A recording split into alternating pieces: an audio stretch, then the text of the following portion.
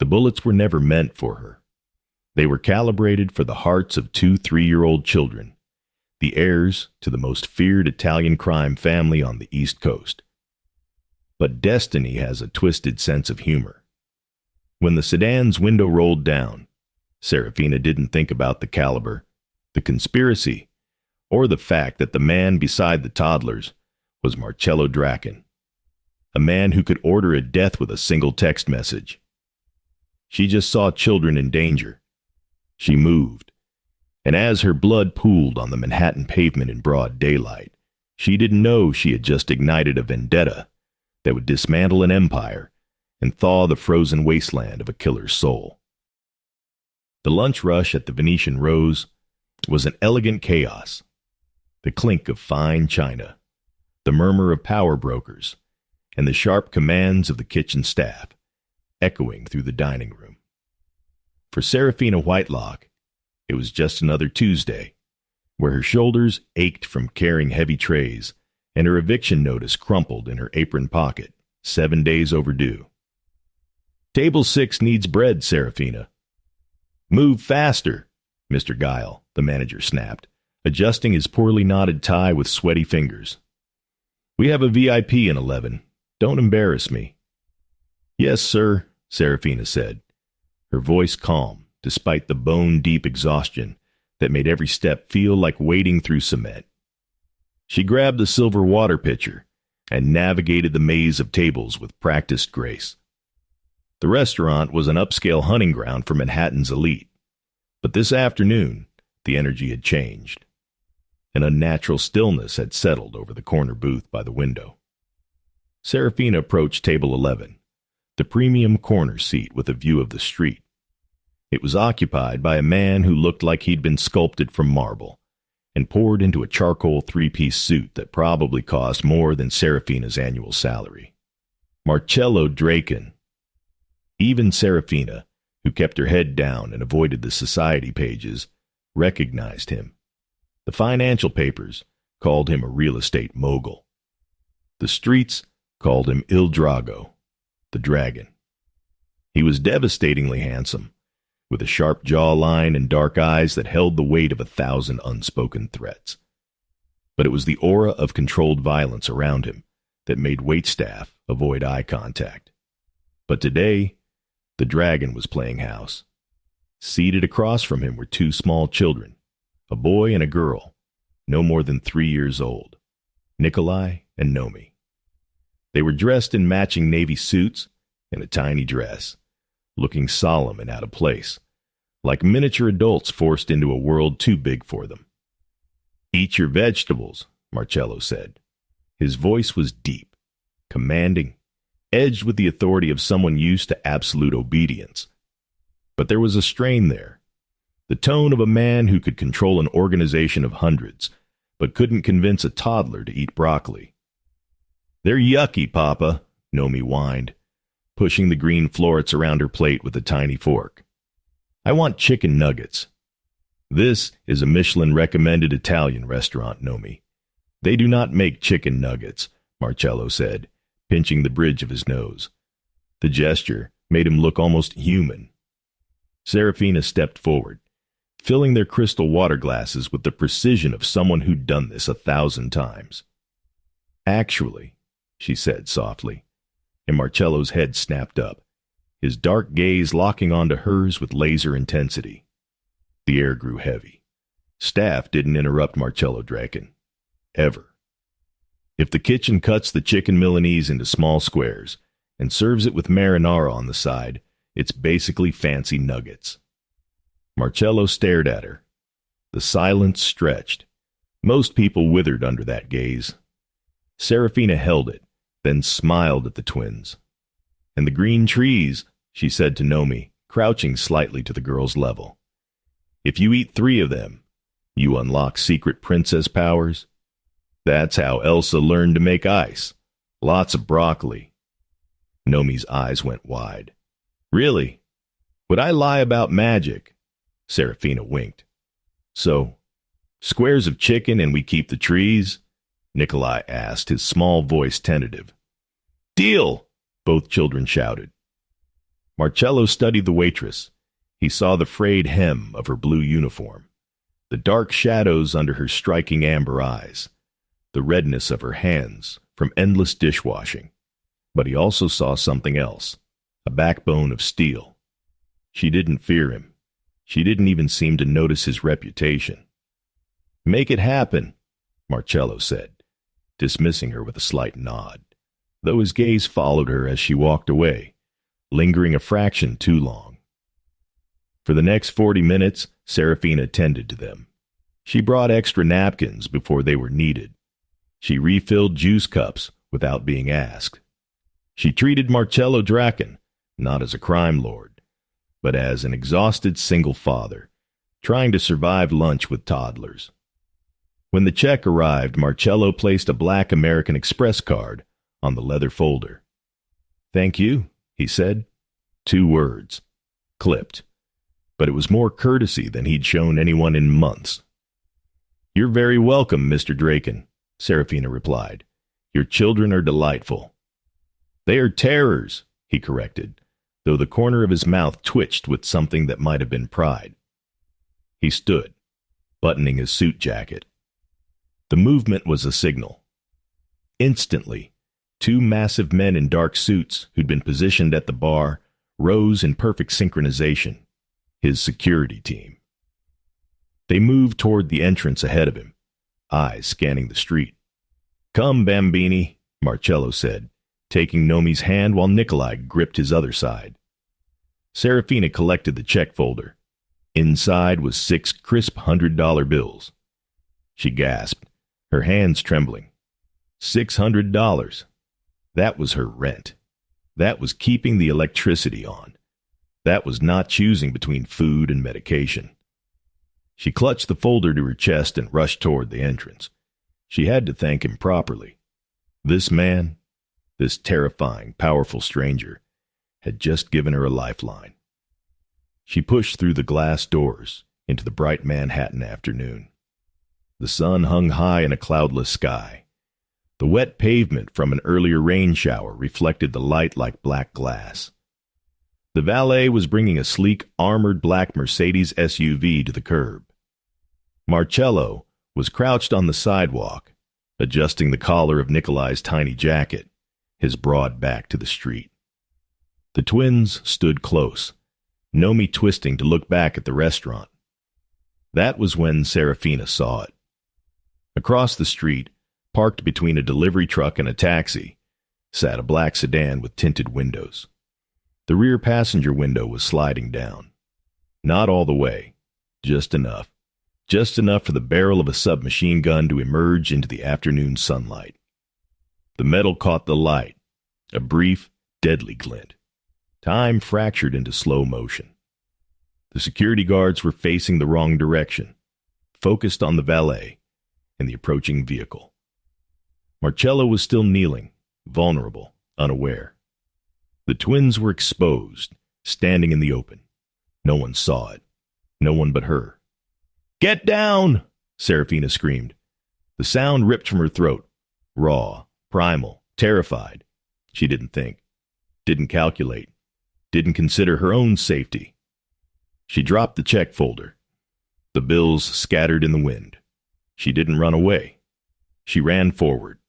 She sprinted across the 10 feet of wet pavement between the restaurant entrance and the family. Her cheap work shoes slipped slightly on the slick ground, but she didn't slow down. Marcello began to turn at her scream, his hand instinctively reaching inside his jacket for the weapon holstered there, but he was too slow. His mind was still processing. The children were completely exposed. The first muzzle flash lit up the black sedan. Serafina threw herself through the air in a desperate, ungraceful dive.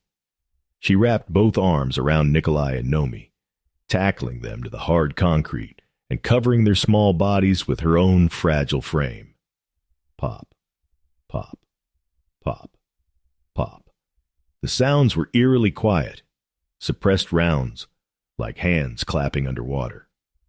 Serafina felt the impact before the pain, a massive sledgehammer blow between her shoulder blades that drove the air from her lungs, then her side, then her lower back.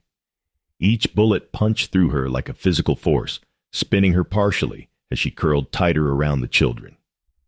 Then the world detonated into chaos. "Cover! Get them inside now!"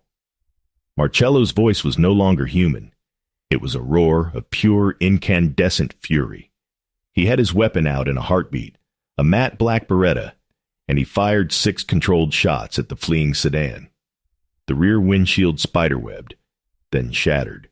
One tire exploded, but the car fishtailed around the corner, smoke pouring from the wheel well, disappearing into midday traffic. Marcello spun back around.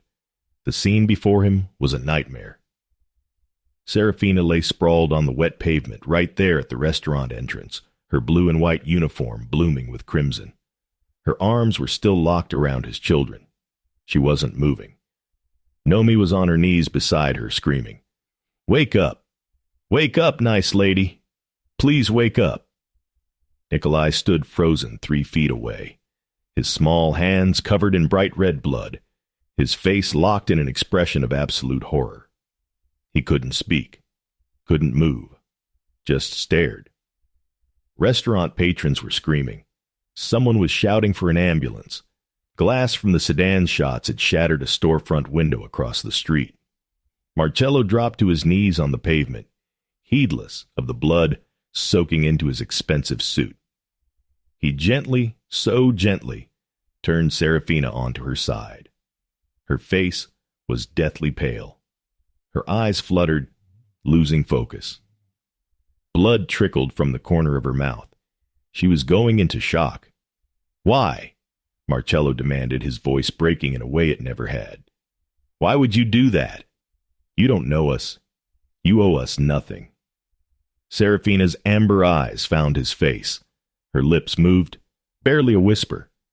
Are they okay?" Marcello looked at his children, terrified, crying but alive. Not a scratch on them.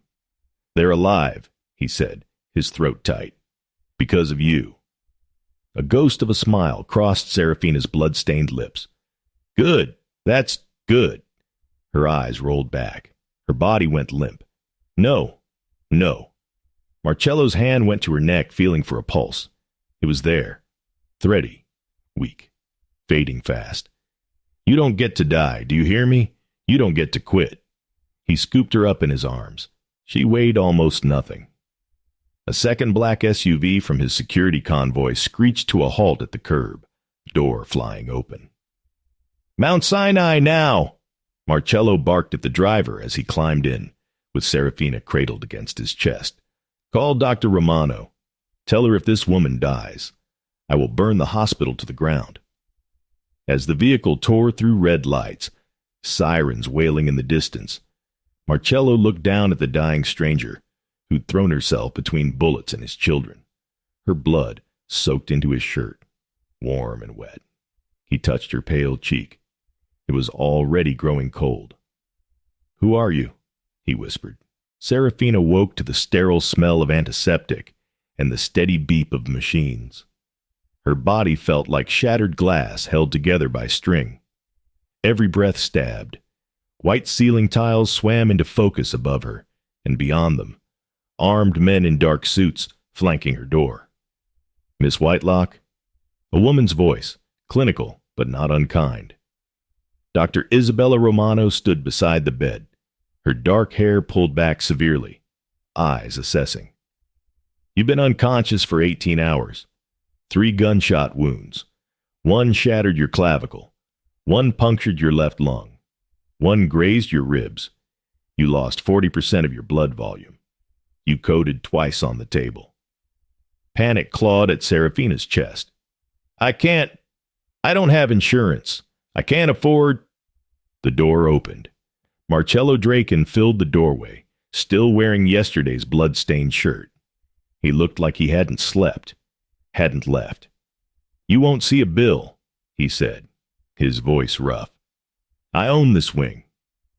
Before Serafina could process that, a massive man entered behind Marcello, 6'3", built like a tank, with a buzz cut and a face carved from granite. Enzo, Marcello's head of security. Background check is complete, boss. Enzo's voice rumbled like distant thunder. He held a tablet. She's clean. No criminal record, not even a parking ticket. Dropped out of community college 2 years ago to care for her mother. Terminal cancer. Mother died 6 months ago. Father's been gone 15 years. $95,000 in medical debt. No family, no close friends. Works double shifts at the Venetian Rose. Tutors kids on weekends to make rent. Marcello turned to stare at her, something dangerous and confused flickering across his face. So you're telling me a woman with nothing threw herself in front of bullets for complete strangers? It appears that way, boss. Serafina tried to sit up, gasping as pain lanced through her. I need to leave. I have a shift tomorrow. If I miss work, Mr. Guile will... You're not going back to that restaurant, Marcello said, the temperature in the room dropping 10 degrees. I need that job. Mr. Guile is in custody. Marcello's eyes were black ice. He was the spotter. He called the shooters the moment we left the building. Owed $40,000 in gambling debts to the Calabrians. They offered to wipe his slate clean if he delivered my children. The world tilted. Serafina's manager, the man who'd given her extra shifts when her mother was dying, who'd pretended to care. He was always nice to me. Nice men don't sell children to killers. Enzo's phone buzzed.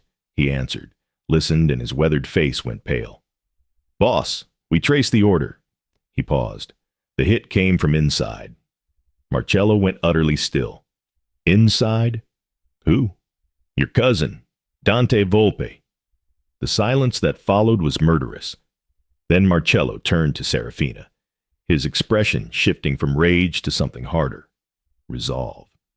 You're being moved to my estate. The hospital isn't secure. Your estate? I can't just... You took a bullet for my blood. Marcello leaned close, his voice soft but absolute. By the laws of my world, you are family now. And I protect family. Serafina woke to sunlight so bright it hurt. Floor-to-ceiling windows framed an impossible view. The Atlantic Ocean stretching to the horizon, waves crashing against rocky cliffs far below. The bedroom was larger than her entire queen's apartment, antique furniture that belonged in a museum, a chandelier dripping with crystals that probably cost more than her mother's entire medical debt, Egyptian cotton sheets, 14-foot ceilings, a prison made of silk and marble. You are awake. The voice was sharp, Italian accented, cold as winter wind. An older woman stood in the doorway, silver hair pulled into a severe bun, black dress pressed to military precision, arms crossed. I am Elena, the housekeeper. Serafina tried to sit up. The pain was immediate, white-hot, stealing her breath. She collapsed back against the pillows, gasping. Elena moved forward with brisk efficiency, adjusting pillows with practiced hands. You will stay in bed, doctor's orders. I will bring meals. Serafina's voice was hoarse. I need to go home. My landlord, your landlord has been paid. For the next 2 years. Elena poured water from a crystal pitcher into a glass. Your possessions have been moved to storage. Serafina stared. He paid my rent. Mr. Draken also purchased the building where you worked. The Venetian Rose is now closed for renovations. Elena's tone suggested quotation marks around the word. The room tilted. He bought the restaurant? Mr. Draken is very thorough when he protects his investments. Elena handed her the water glass, her dark eyes unreadable. Drink. You are dehydrated. Serafina's hands trembled as she accepted it. I'm not an investment. You saved his children. Elena's expression didn't soften, but something flickered there. Respect, maybe, or pity. In his world, that creates a debt that cannot be repaid. You are his responsibility now. The word hung in the air. Responsibility. Not guest. Not friend. Property. For 2 days, Serafina existed in gilded captivity. She learned the boundaries of her cage. The east wing only. Guards posted at every exit. They were polite, professional, and utterly immovable. For your safety, Miss Whitelock. Dr. Romano visited twice daily, changing bandages, adjusting medications, speaking in clinical terms about wound drainage and infection risk. She never mentioned when Serafina could leave. Elena brought meals on silver trays, answered questions with surgical precision. The children were adjusting. Mr. Draken was handling business. No, she could not leave the East Wing yet. Doctor's orders. Marcello never came. The mansion was too quiet. The kind of silence that pressed against your eardrums, made you aware of your own heartbeat. Serafina found herself missing the sounds of her old life. Traffic, sirens, neighbors arguing through thin walls. This silence felt like suffocation. On the third night, she woke to screaming. A child's scream, high-pitched, raw, terrified. The sound of absolute fear. Serafina was moving before thought caught up. She threw off the covers, bare feet hitting cold marble. Pain exploded through her shoulder. She ignored it. The IV port in her arm caught on the blanket. She ripped it free. Blood welled up, dripped down her hand. She stumbled into the hallway. Guards shouted behind her. She didn't stop. The screaming was coming from the west corridor. She followed the sound through passages lined with oil paintings of dead Drakens, their eyes seeming to track her shambling progress. Her vision blurred. Her chest burned where stitches pulled. A door ahead, slightly ajar. Light spilling into the darkness. The screaming inside, louder now, desperate. Serafina shoved it open. The nursery was enormous. A child's palace filled with toys that looked expensive and untouched. 2 small beds, shaped like race cars, sat against opposite walls, and between them, a nightmare was unfolding. Nomi thrashed in twisted sheets, her small body convulsing with sobs. "Mama! Mama, don't go! Please don't leave me!" Nikolai sat rigid in the other bed, silent tears streaming down his pale face. He wasn't making a sound, just staring at nothing, his tiny hands clenched into fists. Serafina stumbled forward, her vision swimming. Blood from her torn IV dripped onto the hardwood floor. Hey, it's okay. I'm here." Nomi's eyes snapped open, wide, terrified, then suddenly flooded with recognition. "The nice lady! You're alive." Serafina dropped to her knees between the beds. The impact sent white-hot pain through her shoulder, but she ignored it, opened her arms. Nomi launched herself forward, small arms wrapping around Serafina's neck in a desperate stranglehold. "They said you went to sleep like Mama. I thought you died. I thought you left us too." Serafina held her tight, feeling the little girl shake. "I'm right here. I'm not going anywhere." She looked at Nikolai over Nomi's shoulder. He was still frozen, watching with those haunted eyes that had seen too much for a 3-year-old. "Can I have a hug too?" Serafina asked softly. Nikolai hesitated, then nodded, barely perceptible. She extended her good arm. He climbed down from his bed and pressed against her side, silent and trembling. "I keep seeing the bad men," Nomi whispered against Serafina's shoulder. "With the guns, and you falling, and the blood." Serafina stroked her hair. "I know, but they're gone now. Your papa made sure of it. You're safe."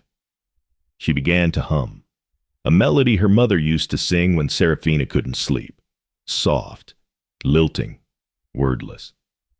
The twins pressed closer, their breathing gradually slowing. Within minutes, the tension bled from their small bodies. Serafina kept singing, even as her own strength faded. She shifted to sit on the floor between the beds, leaning against Nomi's race car frame.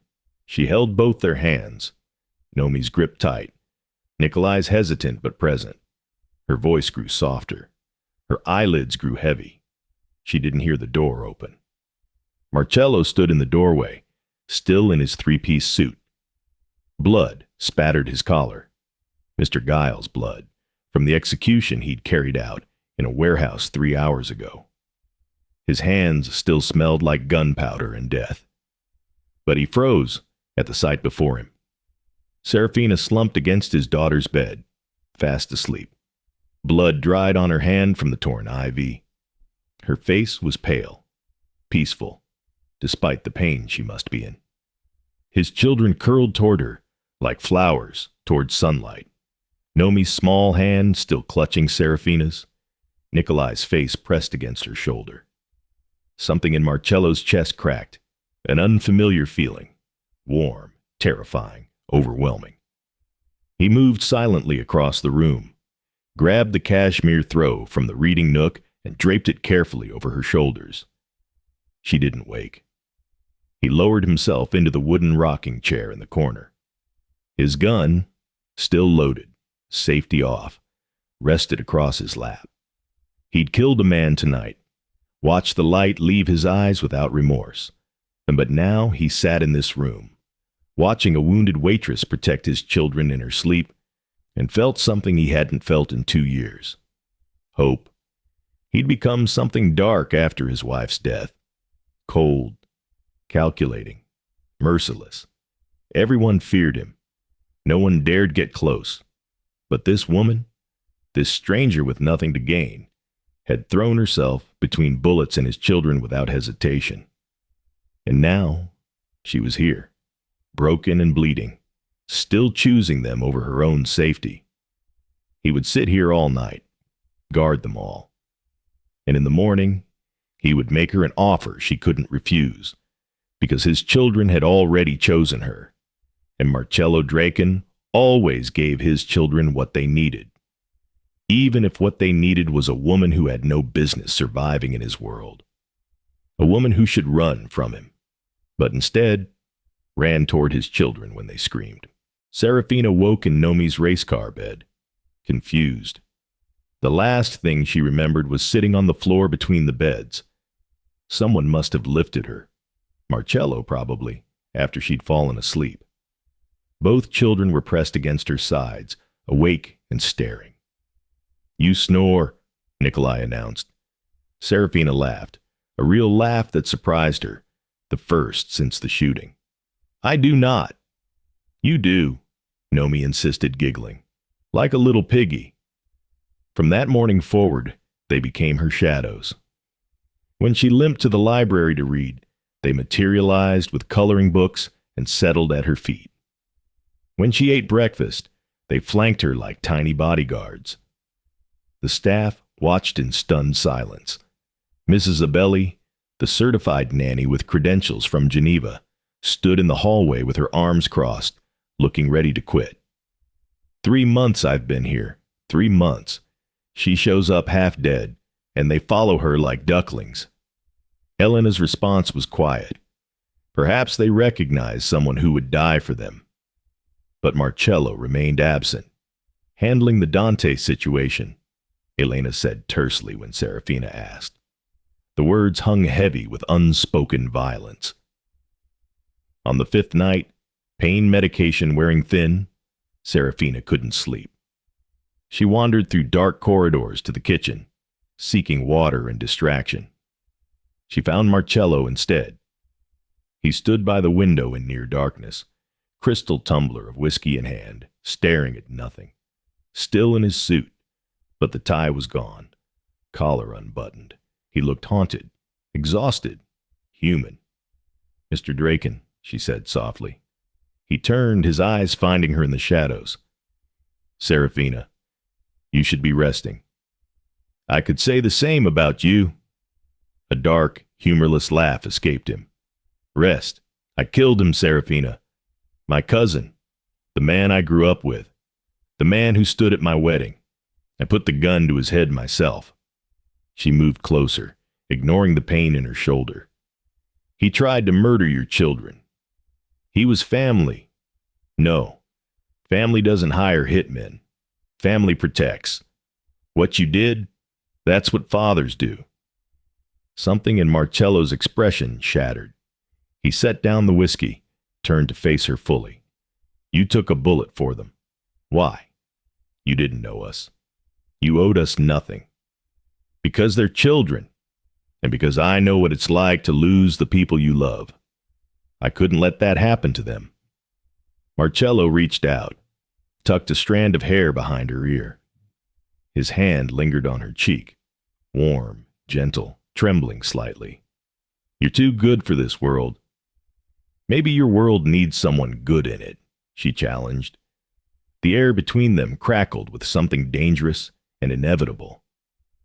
Then Marcello stepped back, breaking the spell. I have a proposition, my children. They're broken. Their mother took her own life 2 years ago. Overdose. She struggled with demons I couldn't fight. Since then, they've trusted no one. Nikolai hasn't spoken in 2 years. Until you. Serafina's heart fractured. I want you to stay. Not as a guest. As their governess. Their guardian. Marcello, I'm a waitress. I don't know how to raise... I don't need you to raise heirs. I need you to help them be children again. I need them to smile. To feel safe. He named a salary. 15 times what she'd made at the restaurant. You'll have your own wing. Full autonomy. But more importantly, I need to know they're safe. And I trust no one but you. Serafina thought of her empty queen's apartment. Nomi's arms around her neck. Nikolai's silent tears. I'll do it. But I have conditions. Marcello's eyebrow arched. Name them. No more secrets. If I'm protecting them, I need to know every threat, every enemy, every danger. I can't fight shadows. He studied her for a long moment, then nodded. He pulled a small velvet box from his pocket. Inside rested a heavy iron ring, the Draken crest, a dragon coiled around a sword. Wear this. In my world, this ring means you're under the personal protection of the Dawn. Anyone who touches you declares war on the entire East Coast. She slid it onto her right hand. The weight felt like destiny. Welcome to the family, Serafina.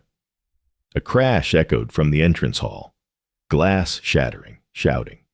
If this story has you hooked, smash that subscribe button, because the danger is far from over. What would you do in Serafina's position? Let me know in the comments. 3 months dissolved into a blur of transformation. Physical therapy was brutal. Serafina screamed during sessions, her shoulder burning as the therapist pushed her range of motion, but she refused to quit. The twins needed her strong. She took over their education, converting the sterile library into a chaos of pillow forts and construction paper. She taught Nomi to paint with watercolors. The little girl's artwork was gloriously messy, all bold strokes and primary colors. She coaxed Nikolai to speak, starting with whispers that grew into full sentences. His first words to her came on a sunny afternoon in the garden. Thank you, Sarah. She'd cried then, pulling him close. The cold mansion transformed around her, warmth creeping into corners that had been dark for years. Laughter echoed through halls that had only known whispered commands. Life, where there had been only survival. Marcello watched from doorways and shadows, amazed. His children were healing. The nightmares came less frequently. Nomi's laughter was genuine now. Nikolai spoke in complete sentences, asked questions, told terrible 3-year-old jokes.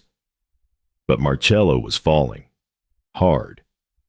He caught himself staring during dinner. The way Serafina laughed when Nomi insisted broccoli tasted like green clouds. The way she gently corrected Nikolai's pronunciation of Italian words. The way she fit into his world, like she'd always belonged there. But he held back. He was convinced he destroyed everyone he loved. His wife's final words haunted him still. You make me feel like I'm drowning, Marcello. Like I can't breathe. Serafina felt the pull too. Marcello was dangerous, powerful, terrifying. But she saw past the monster everyone else feared. She saw the father who read bedtime stories in Italian, voice soft and melodic. The man who carried Nomi on his shoulders through the garden, making her squeal with delight. The protector who checked security systems 3 times every night, ensuring his children slept safe. The thunderstorm hit on a Tuesday evening. Lightning fractured the sky. Thunder shook the windows. Then the lights flickered, once, twice, and died for 30 seconds before generators roared to life. Marcello was in the entrance hall, phone pressed to his ear, pacing like a caged animal. The perimeter sensors are offline. If someone breaches the walls, we're blind. Serafina appeared with a flashlight, her voice cutting through his spiral. Marcello! He spun, hand going instinctively to his hip where his gun was holstered. The generators are fine. Enzo checked them 5 minutes ago.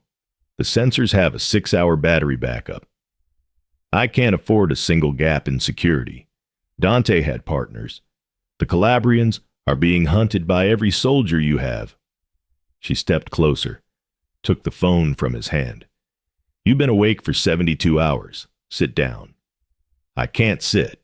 If I stop moving. She stepped into his space, placed her hands on his chest. The world will keep spinning for 10 minutes. She guided him to the leather sofa. He sank into it, exhaustion crashing over him like a tidal wave. She sat beside him, close enough that their shoulders touched. Why are you still here? His voice was raw. I offered to send you to Tuscany, a safe house, wine in the sun, away from all this darkness, because the children are here, and because you are. I am death, Serafina. Everything I touch withers. My wife, my cousin, eventually you. She took his face in her hands, forced him to look at her. You didn't destroy me. You saved me. You gave me a home, a purpose, a family. The air between them turned electric. Marcello groaned, a sound of surrender and desperate longing. He captured her lips in a kiss that was anything but gentle. Months of denial ignited all at once. He pulled her into his lap, buried his face in her neck, breathing her in like she was oxygen itself. Serafina. Her name was a prayer on his lips. For the first time in years, the chaos in his mind went quiet. Beep, beep, beep. Red emergency lights strobed through the hallway. The alarm blared. Perimeter breach. Sector 3. Multiple hostiles. Marcello was on his feet before Serafina could blink, lifting her from his lap and setting her down in one fluid motion. The man who'd been kissing her seconds ago vanished. In his place stood Il Drago, the warlord, the killer, every muscle coiled for violence. The panic room, now. Marcello, now, Serafina. His voice was a weapon. Go. Serafina sprinted through the corridors, her bare feet slapping against cold marble. Her shoulders screamed in protest, but she didn't slow down. She had to reach the twins. She burst into the nursery. Enzo was already there, his massive frame blocking the doorway as he ushered the twins toward the bookshelf. A hidden panel stood open, revealing a steel door. The panic room. Downstairs, gunfire erupted. Automatic weapons, shattering glass, screaming. Where's Sarah? Where's Papa? Nomi's voice was pure terror. Nikolai stood frozen, mute again, his eyes wide and unseeing. Serafina dropped to her knees, grabbed them both. I'm here. I'm right here. More gunfire. Closer now, climbing the stairs. She could hear Marcello's voice barking commands, raw and desperate. He was outnumbered. She knew it from the sound alone. She looked at the twins, then back down the hallway toward the sound of war. Every instinct screamed at her to stay with them, to hide, to survive. But Marcello was down there, outnumbered and alone. She shoved Nikolai and Nomi through the steel doorway into the panic room. Nomi fought against her. No! Don't leave us! Serafina kissed both their foreheads, her hands shaking. I love you. Be brave. Get in the room. Enzo's voice was rough. Boss will kill me if... Your orders are to protect the heirs." Her voice was steel now. She grabbed a letter opener from the desk, pressed it into Enzo's massive hand. "Lock this door. Don't open it unless Marcello or I come for you. If anyone else tries to get in, do what you have to do." She slammed the steel door shut and spun the locking wheel before Enzo could stop her. The mechanism engaged with a heavy clunk. She was alone in the hallway. No gun. No training. Just knowledge of the house and desperate courage. She ran to the linen closet where Marcello had shown her the master control panel during her first week. Security camera feeds flickered across multiple screens. 25 men in tactical gear storming through the estate. Marcello and 6 guards pinned down in the entrance hall, taking fire from 3 directions.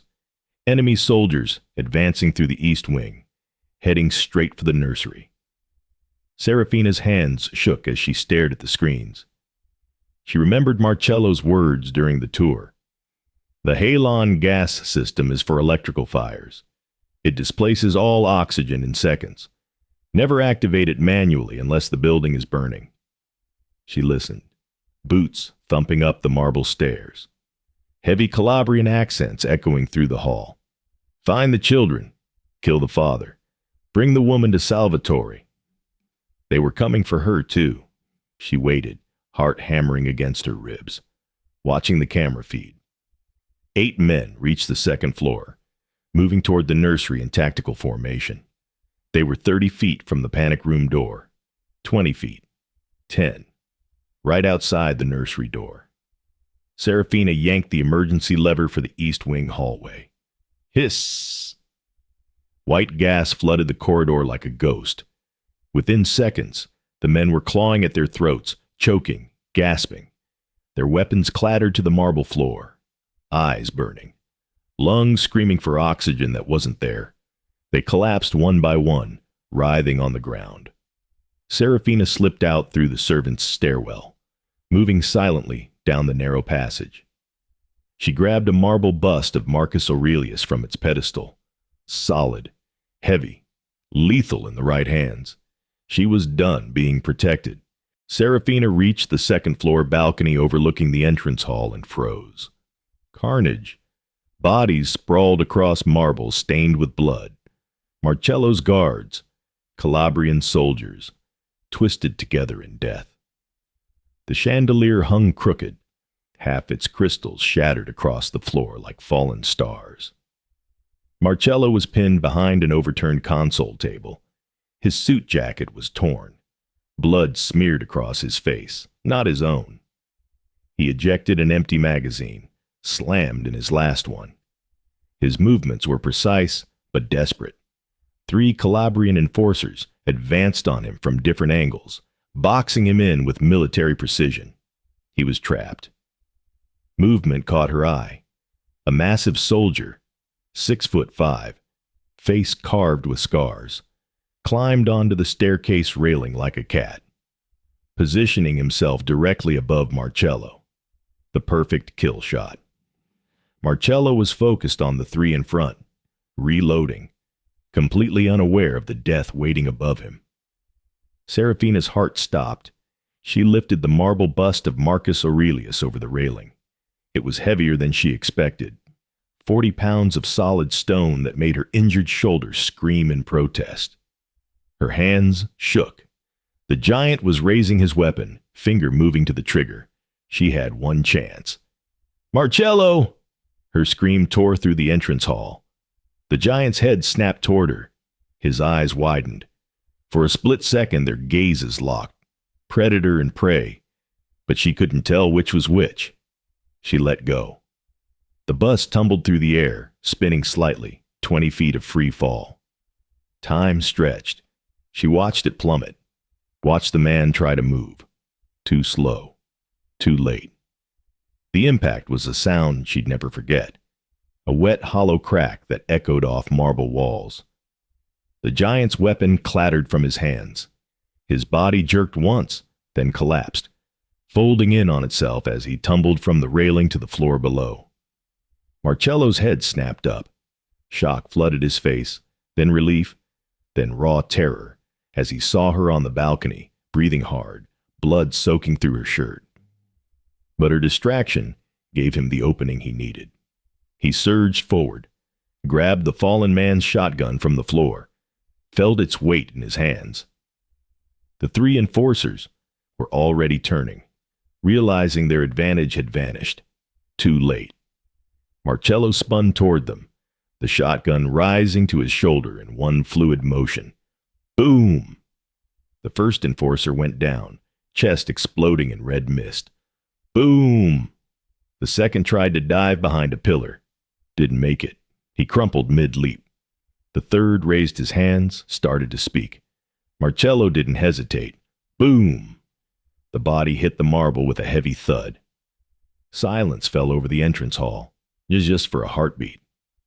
Then tires screeched outside, the sound cutting through the ringing in Serafina's ears. Black armored SUVs crashed through the iron gates, metal shrieking as they tore off their hinges. 30 soldiers in tactical gear poured out like a flood, weapons raised, fanning across the property in coordinated patterns. The remaining Calabrians, the ones still breathing, threw down their weapons. Hands went up. It was over. Marcello took the stairs 3 at a time. He reached her, grabbed her, crushed her to his chest so hard she couldn't breathe. He was shaking, the invincible Don trembling like a leaf. You were supposed to be in the panic room. His voice cracked against her hair. I don't follow orders well. She tried to laugh, but it came out as a gasp. Her shoulder wound had reopened. Blood soaked through her shirt, warm and wet. Adrenaline had kept her standing. Now it was draining away like water through a sieve. Her knees buckled. Marcello caught her before she hit the ground. I've got you. I've got you. He lifted her, cradled her against his chest. The panic room door flew open. Enzo emerged with the twins. Nikolai and Nomi saw Serafina bleeding, and both started screaming. Not again! Don't die again! Serafina forced her eyes open, forced a smile. I'm okay, babies. I promise. Just a scratch. Get Dr. Romano here. Now. Marcello's command to Enzo was steel-wrapped in desperation. Through the entrance hall windows, Serafina saw a black sedan surrounded by Marcello's soldiers. They dragged someone out, wounded, bloodied, barely conscious. Dante Volpe, Marcello's cousin, captured alive. Marcello's eyes tracked to the sedan, then back to Serafina's face. His expression hardened into something dark and final. If you're still with us, hit that subscribe button, because the final chapter will show you what happens when love is forged in blood and fire. Drop a comment. Would you have made the same choice Serafina did? 3 days after the siege, the estate looked untouched. Bodies removed, glass replaced, blood scrubbed from marble until it gleamed. Dante Volpe had been handled. Marcello didn't elaborate, and Serafina didn't ask. The Calabrian Mafia's leadership had been systematically dismantled through strategic hits across 3 states. The message was clear. Don't touch the Draken family. Dr. Romano removed Serafina's stitches with practiced efficiency. You need to stop getting shot. I'm running out of clever ways to repair you. Serafina managed a weak smile. I'll try. See that you do. The doctor packed her medical bag. You're young, but you're not indestructible. Evening found Serafina on the terrace overlooking the Atlantic. Golden sunset painted the sky in shades of amber and rose. Waves crashed against the rocks below, the sound rhythmic and eternal. She wore one of Marcello's oversized sweaters, the sleeves rolled up to her elbows, the fabric still carrying his scent, sandalwood and gunpowder. Footsteps behind her. Marcello appeared at her side, dressed in a suit but no tie. His collar was unbuttoned, hair slightly disheveled, more human than warlord. It's over. His voice was quiet. The Calabrians formally requested a ceasefire this morning. Dante's territories have been absorbed. There's no one left who would dare threaten us. Us? Serafina turned to look at him. Marcello smiled, a real smile that reached his eyes and softened the hard lines of his face. Us. He turned to face her fully, his expression shifting to something vulnerable, almost nervous. I spoke to my lawyer this morning. I've drawn up adoption papers for Nikolai and Nomi. Serafina's breath caught in her throat. They need a mother, Serafina, not a governess, not a bodyguard, a mother. His voice was raw now, stripped of all pretense. And by the way they look at you, they've already chosen. He reached into his pocket, pulled out a small velvet box. Inside was a ring, not the iron signet she wore on her right hand, but a flawless diamond set in platinum, catching the dying light like captured fire. He dropped to one knee on the stone terrace. The sunset framed him in gold, turning the most feared man on the East Coast into something almost divine. Serafina Whitelock, I cannot promise you a safe life. I cannot promise you normalcy or peace or anything resembling a fairy tale. His hands trembled slightly as he held the ring. But I promise that as long as I draw breath, no one will hurt you again. I promise to love you with a ferocity that terrifies me. I promise to be the man you see when you look at me, not the monster everyone else fears. Will you marry me? She looked at him. This man who'd built an empire on violence and blood, who now knelt before her with tears in his dark eyes, offering her everything he had. Yes. Her voice broke. God help me, yes. He stood, slid the ring onto her finger beside the iron band. 2 rings, 2 promises, 2 worlds merged into one. They kissed as the sun disappeared into the Atlantic, the sky bleeding red and gold around them. A kiss that tasted like redemption, like coming home after a long war, like the beginning of something impossible and perfect and real. 5 years later, everything had changed. The new estate was smaller, warmer. Ivy covered the stone walls in cascades of green. A tire swing hung from an ancient oak tree. Children's toys scattered across the manicured lawn. A plastic dump truck, an abandoned doll, colorful chalk drawings on the patio stones. This was a home, not a fortress. 8-year-old Nikolai held a camcorder with shaking hands. Okay, it's recording. Mom, Dad, say something for the camera. The lens panned across a backyard garden party. Serafina, now 29, laughed as she held their 2-year-old daughter. Dark curls and amber eyes, a perfect blend of both parents. The little girl squirmed in her arms, reaching for the grill, where Marcello stood wearing an apron that read, Il Padrino della Griglia, in bold letters. 10-year-old Noemi set the picnic table with dramatic precision, bossing around invisible servants. Security guards were posted at the garden walls, but they were smiling, relaxed, one of them accepting a plate of pasta from Elena. Marcello looked up at the camera. Nico, no posting this online. Operational security. Nomi rolled her eyes so hard her whole head moved. Papa, literally no one cares about our boring family videos. Marcello clutched his chest in mock offense. Boring! I am the most interesting grill master in Connecticut. Laughter filled the air. Serafina walked toward the camera. The toddler balanced on her hip. All right, that's enough filming. Come eat before the pasta gets cold. Wait, Mom. Nikolai's voice cracked with urgency. Say something cool first, for the people who watch this in the future. Serafina paused, looked directly into the lens. Her face was fuller now, healthy, glowing with contentment. The dark circles that had haunted her eyes for years were gone. She wore both rings, the diamond engagement ring and the iron Draken's signet, side by side on her left hand. You know what I learned? Life isn't about finding someone perfect.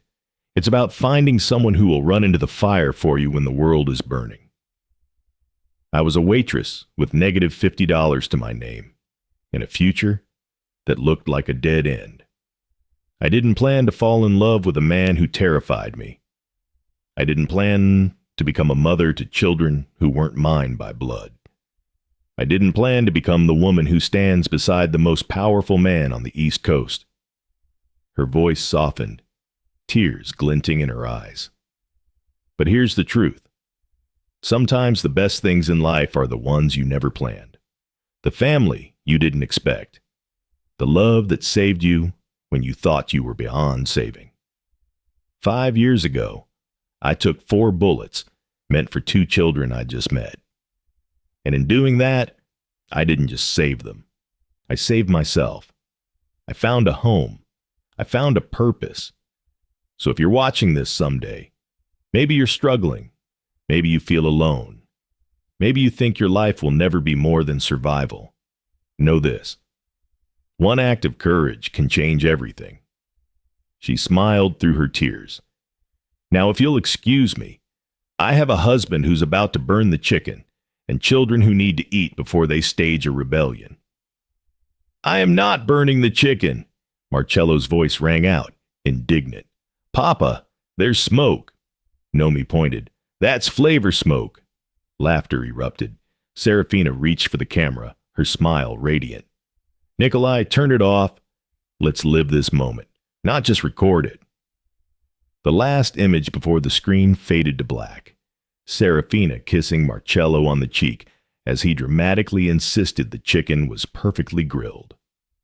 The 2-year-old daughter pulling on his apron, demanding to be picked up. Nomi sneaking a piece of garlic bread. Nikolai running toward the table the camera finally turned off. A family, imperfect, unconventional, built on sacrifice and blood and redemption, but undeniably, beautifully whole. If this story moved you, subscribe and hit the bell, because sometimes the most powerful weapon isn't a gun, it's love. What would you have done in Serafina's place? Let me know in the comments below. Serafina Whitelock didn't just save 2 children that night on a rain-soaked Manhattan street. She saved a bloodline. She redeemed a man who thought he was beyond saving. She proved that the power of love is the only force stronger than a bullet. From a waitress with $50 to her name to the queen who brought light into darkness, Serafina's story reminds us, bravery isn't the absence of fear. It's acting in spite of it. If her sacrifice and Marcello's transformation touched your heart, hit that like button. Could you have been as brave as Serafina? Let me know in the comments. And don't forget to subscribe and hit the bell so you never miss another incredible story like this one.